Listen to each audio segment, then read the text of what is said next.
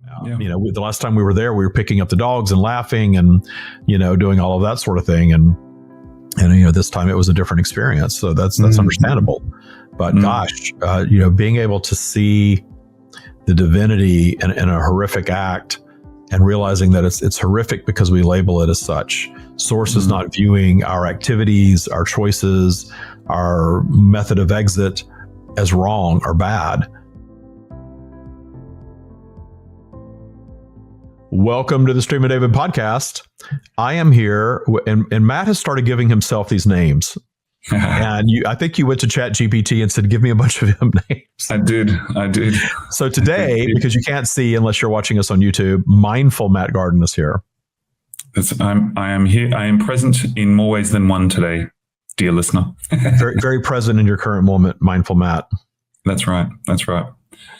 Well, we have a heavy topic today. And I am going to be talking about the murder of a friend of mine. And if that is too heavy for you, it's okay if you don't listen to this one. Yeah. I mean, there is some wisdom in there as in all experiences in life. But we understand if it's difficult for you to listen to something that focuses around death. So with David Roode in the episode that we did a couple of weeks ago with David Roode, that was right when this happened. Within a day or two of this happening, he was already booked to do a podcast with me. I told him what was going on with me, and he wanted to talk to the stream about it. And so I channeled. And if you haven't heard that episode yet, definitely pair these two together if you're interested in hearing about this, because that was the pure source perspective on this topic. Now, Matt and I are going to explore my perspective on the topic, and I have more experience with the situation now than I did when I recorded that podcast, because I recorded that the murder happened to this friend of mine, not a close friend, not a really close friend or anything like that. He's a friend of mine. He keeps our friend of Michael and Maya, I should say, and he keeps our dogs. He watches our dogs when we go out of town. And so we see him fairly often. We chat with him. We're friends on Facebook. We don't see him socially. So I just want to be very clear about that's my relationship with this person. And when we do see him, it's usually when we're dropping off the dogs or picking them up. He's a very sweet man. Very, very, very sweet man. And I'm not just saying something nice about someone because they're no longer with us. He's literally one of the sweetest people I've ever met. Very chill, very much had his life dialed in, retired from San Francisco to Palm Springs, which is kind of Shangri-La for older gay men. And bought a place that he could retire into. Enjoying the end of his life. Yeah. And he was working, just doing what he wanted to do. He was doing some part-time catering. He was watching dogs, and he loved dogs, but he didn't have a dog so that he could travel. And then he got paid to watch other people's dogs. Yeah. So how brilliant is that? You love dogs. You don't have to have your own dog. You just watch other people's dogs for money, and then you play with their dogs. And I will say he loved Lola.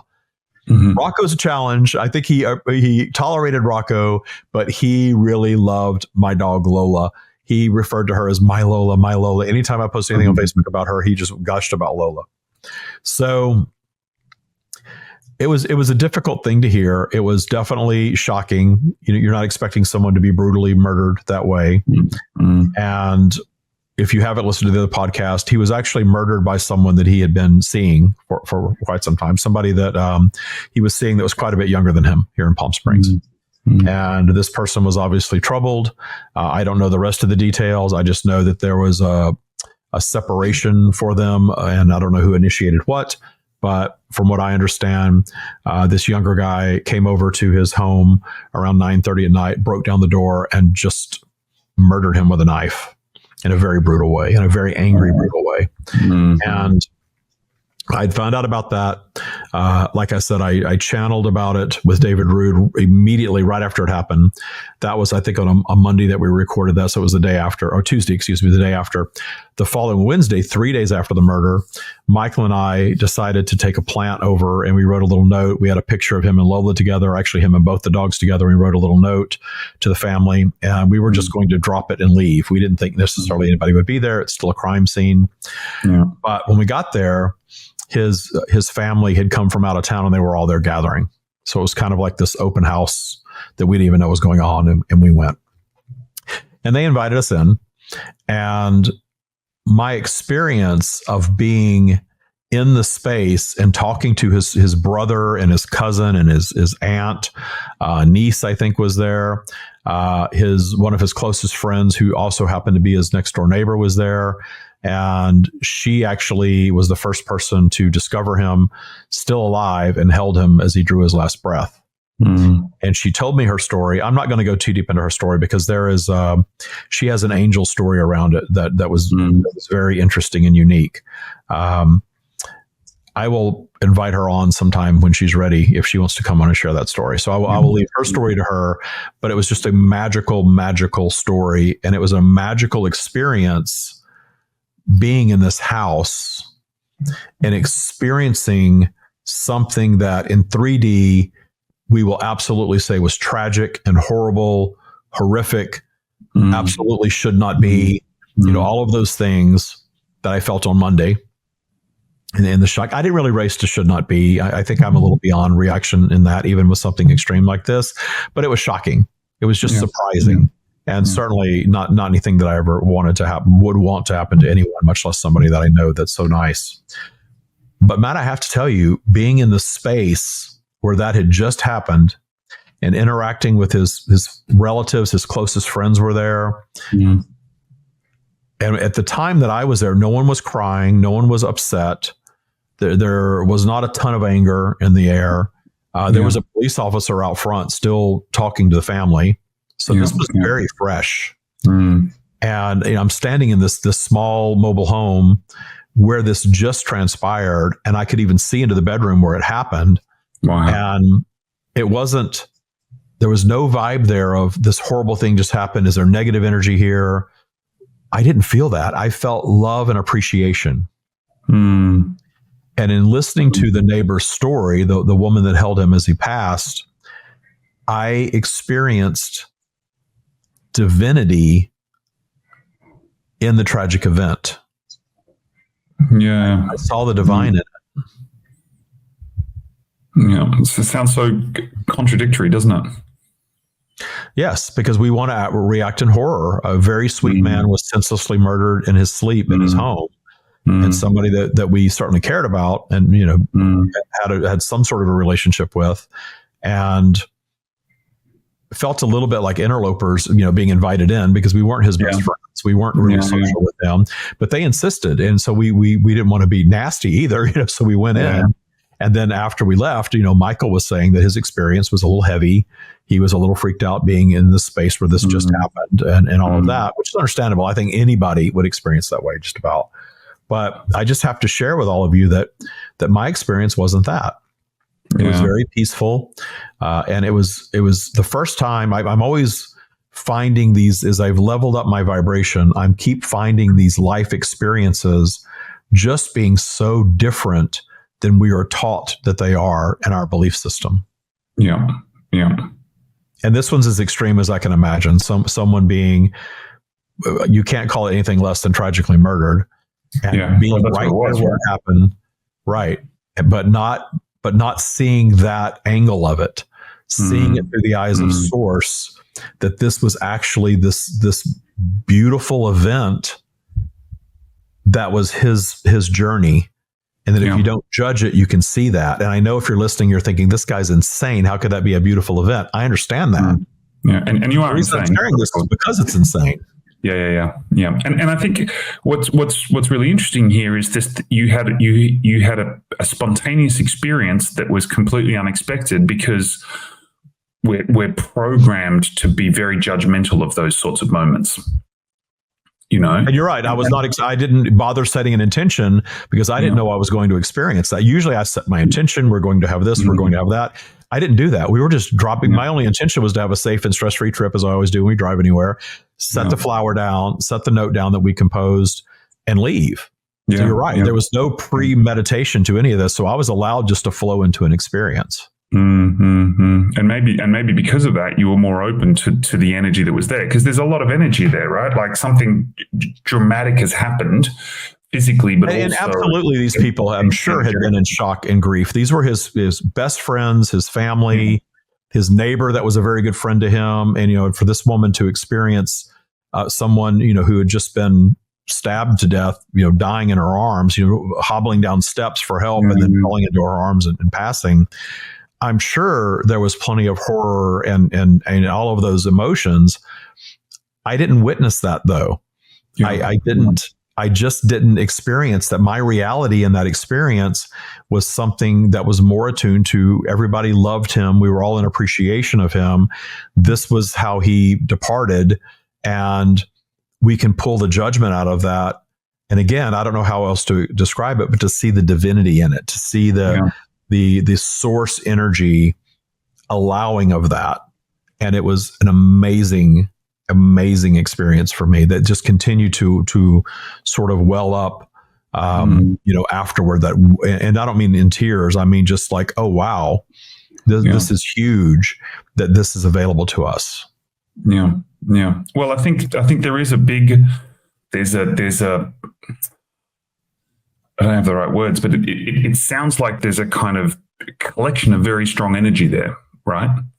Certainly. And you witnessed it and you experienced it in a different way to, for example, your partner or perhaps to the family. And, that by design is the reason we're here, is for our souls to have unique experiences that only you can have, or only I can have, or only anyone listening can have. Like, no one else can have your experience by design. And so maybe the work that you've done led you to be open to having an experience that was unexpected, because you're less tied up in the expectations that people normally have in these situations. You're absolutely right. And it's the detuning judgment has a ripple effect. Yeah, there we go. Detune the judgment of little things in your life, and then you you make it a practice, which is what Tya is all about, is detuning judgment. And it just expands. And then it really hits you in these monumental events like my home burning and Michael losing his parents and my father passing, these things that are supposed to really sort of tear you down. I'm seeing now how that's all human constructed emotion. It's not bad. There's no right or wrong way to be a human being. Source is not saying you all must follow and do what David is doing. I'm not getting any of that. It's just, I want to share with you in my spiritual journey that I am surprising myself at how I'm experiencing things. And it's not indifference. It's not apathy. It's absolutely me experiencing it as a more source-focused being, which I believe we can all be if we choose to. And it's not because I'm anointed as a channel or anything like that. We all have this. Mm-hmm. But it's just so unique and a bit surprising to me that again, I didn't walk in pre-planning or pre-paving anything. It's just how I experienced it. Mm-hmm. And it was interesting that the neighbor whom I'd never met came up to tell me this story. And it's a lovely story. And I would love to have her on, like I said, and have her tell it firsthand, because I think it's a beautiful story from her perspective of what transpired just before and just after. Mm-hmm. I mean, I think you're absolutely right. First of all, anyone with enough practice and focus can have these experiences. They're not at all exclusive to anyone, really. It's just where you put your energy, where you put your attention, your energy will flow. And if your attention is on being radically grateful for everything, then energy reflecting that intention flows to you. I was reading a thing. It's funny, as you guys know, my mother's dying, and I was reading a thing about a palliative care nurse. So the nurses who were there kind of at the end of life and things, and she'd seen hundreds and hundreds of deaths. And one of the things she said that struck me was there's as much energy and magic at a birth as there is at a death. It's just that we've been told in Western society that one is good and one is bad, but actually it's the same type of energy. Your soul is entering this realm and it's leaving this realm. And maybe some of what you tapped into was that beautiful energy of departure. Mm-hmm. And I had experience with that because we had hospice for both of Michael's parents in 2022, and I experienced that with his father. His mother was not the same situation, and I was not there present for it. But his father, it was a very beautiful scenario of passing, and he was very at peace with it leading up to it. And you're right. It's the divinity in our returning ourselves to the energetic realm, regardless of how, because the horrific how, that label that we place on things that should not be, that's human created. Yeah. And it was surprising to me that someone could be, in a situation like that was shocking and unexpected, and still brutal, and still the vibration that was present was this beautiful departure from humanity and returning to what I call the completed state of being. And it was a co-created experience with all of these individuals.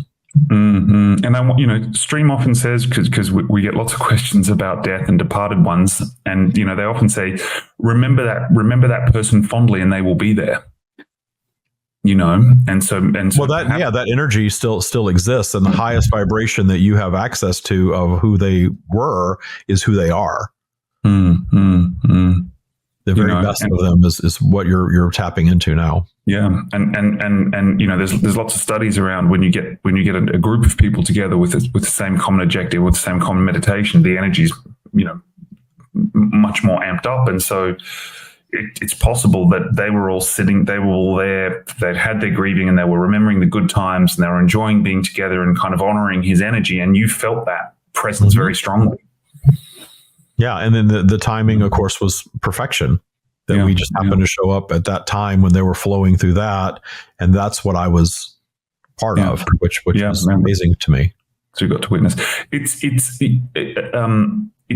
I find it fascinating when you have these kind of completely unexpected and really miraculous experiences, just the sequence of events that led to that moment. Like everything that needed to happen for that moment to exist. We were talking off camera before about how this person came into your life and how everything happened. If you'd never had the dogs, you never would have met him. If you'd never been introduced by a friend, you never would have. So many bits had to conspire for that moment to happen. If you'd never done your practice and weren't at that time really focused on radical appreciation, it would have been a completely different experience. Absolutely. When you were there, were you having this sensation of? Were you surprised that you felt this? Actually, I wasn't. When I was there, I was just kind of swimming in that high vibe, that all of that love and high vibe energy and appreciation energy. It wasn't until we walked out and we were walking back to the mutual friend's place that they were sharing that they were, it was uneasy being in there. It really freaked me out. I can't believe we were just in there. And, the door still has, it's plywooded over because it was broken down. And there's, all of these things. And that's when it dawned on me like, oh, wow, I didn't have that experience at all. My experience was just very different. And of course they were like, why did that woman come up and start telling you the story? I said, I don't know, but I was obviously swimming in what they were swimming in. And, you had it, and it's okay. They had a different experience. It's okay to walk onto a 2-day-old murder scene and be freaked out by being there, especially with somebody that the last time we were there, we were picking up the dogs and laughing and, doing all of that sort of thing. And this time it was a different experience. So that's understandable. But gosh, being able to see the divinity in a horrific act and realizing that it's horrific because we label it as such. Source is not viewing our activities, our choices, our method of exit as wrong or bad. And we're so caught up in what's evil and wrong, and we have to fight it. We have to push against it. And then we scratch our heads at why these things persist. Right? Why do we still have wars? Why do we still have genocide? Why do we still have abuse? And why are children still, and all of these things? Well, we're creating it. And certainly the judgment of it is fueling it, and we're adding to it, and it just keeps going. And even if we solve one instance, it just pops up somewhere else. Yeah. So the solving of this stuff is in the appreciation of it. What is the source perspective of this? Yeah. And it's important to point out that as intelligent being, as the most intelligent beings on this planet, we can hold two opposing views at the same time. Are you happy this happened? No, of course not. It was an awful experience, right? Like something really, of course, horrific happened. But at the same time, you because you weren't judging the experience and you weren't caught up in the injustice of it all, you had the opportunity to have this magnificent moment. And it doesn't take away from the fact that you never would have wished that upon that person. Sure. Well, we are, you're right. We're in duality and we are dual beings. We're beings of source and we're beings of ego. What we're doing in this practice and the focus really of the stream's teachings is that we're always going to be these dual beings in physical. We're going to have source and we're going to have ego present, but much of humanity is running on high ego and low source. Yeah. And what we can do is we can do some work, a little bit of work, and we can start to change that. And we can operate primarily in source and really detune the ego. We're not going to eradicate the ego. Somebody mentioned ego death the other day, that their ego is dead. It's gone. They don't have an ego anymore. I'm like, well, you're holding a phone talking to someone on TikTok. So I think you probably do. That duality, you're right. The ego driven part of David wants the murderer to be convicted. I even said, because they were talking about the death penalty because he was charged with first degree murder. If that's what comes to pass, I'm fine with that. Yeah. And that's I can't say that I see the divinity in murder and not see the divinity in someone committing a murder and being executed for it. Yeah. And that's just what we were talking about before, is that principle of polarity, right? There is everything. And the only reason we know what white is because we know there's no black in it. The only reason we know what black is because, so that's how the world is. It's this sense of polarity. Understanding and appreciating duality is important, because I know a lot of people get into spiritual practices and they get into this mindset that you're just supposed to be source all the time. And then they get really disappointed when that doesn't happen. Yeah. And they're not appreciating duality. And I think, gosh, we chose to come to an environment of duality, and detuning your ego and understanding this, vibrational flow that we move through and up and down our spiral and all of these things, that brings such peace and comfort to me, because even when I am down my spiral and I know I'm primarily operating in ego, I'm not judging it as bad or wrong. I just move through the experience and allow my vibe to go back up. It's always a temporary dip. Yeah. I mean, we should also point out that there's been a lot of practice and application for it to be a temporary dip. Oh, yeah. I mean, many really a lifetime of paying attention to what we now call the stream. I have always paid attention to that. Not always the same. I definitely would move more into ego my teens, 20s, 30s, and then I started detuning more effectively, I should say, and more actively in my 40s. And now I'm 56, so I'm 15, 16 years into this. And look at the 51, David. Yeah, that's the beauty filter here on StreamYard. Let me turn that off, and I'll look 56. I don't know. Sorry, just on that point, another thing is the detuning's not a one-off process. It's not like you detune the issues you had with your mother and then you're fine. Like, the stuff in your basement keeps coming up. I mean, I'm struggling with some stuff in my past these last couple of weeks that I thought I dealt with years ago, and I thought I dealt with. I call that vibrational dust. You clean out the basement and there's still some dust from the old stuff. Yeah. Eventually I do, like with around my mother and father, I've gotten the dust out, and it's sometimes the person needs to depart physical to fully know that they're detuned. My parents are both gone now. They are both transitioned to non-physical, and nothing has come up in years. And my father's death, nothing came up. A little something did come up, but it was very like, oh, that's not really about him. That's about this. And I just detuned and it was gone. So that dust, and I know you geek out on this stuff the way that I do, and you love the process. So don't worry about your vibrational dust. Look at it as, hey, there's something more to detune. Yeah.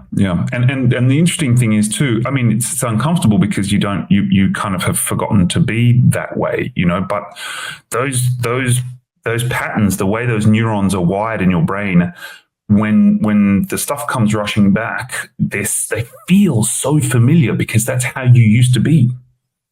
Right.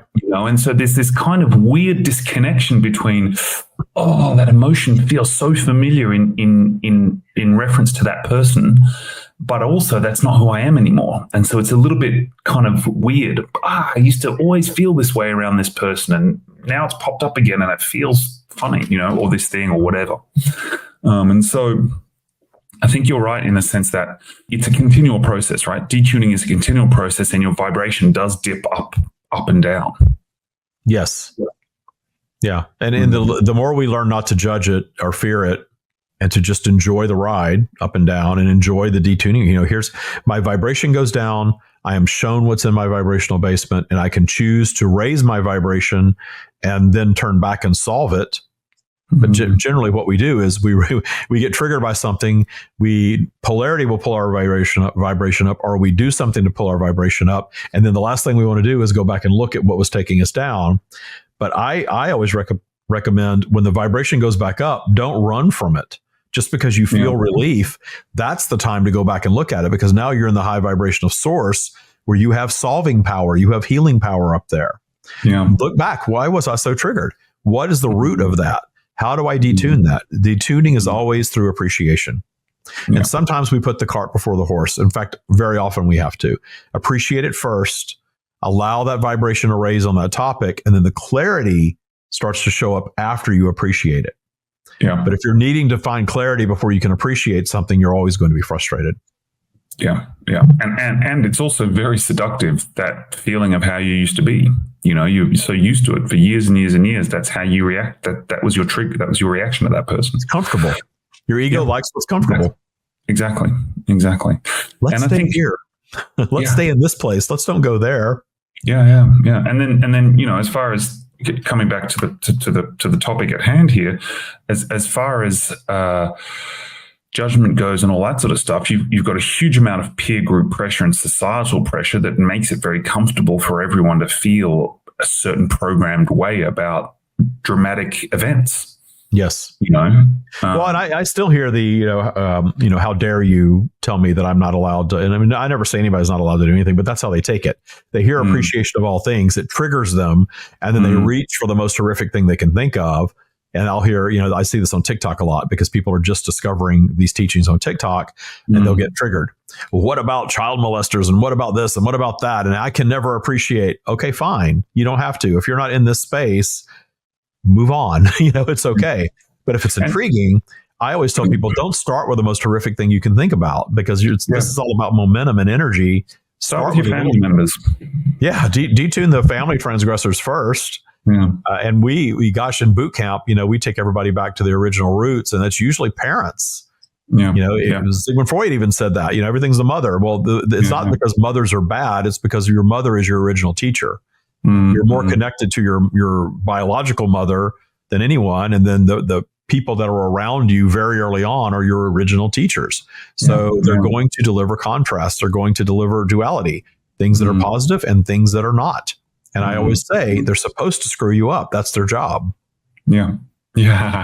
And then your job is to unwind. Should you choose, unscrew yourself. Exactly. Yeah. Spend the next few decades unscrewing yourself and love the journey of that, because you don't cross a finish line where you're completely unscrewed.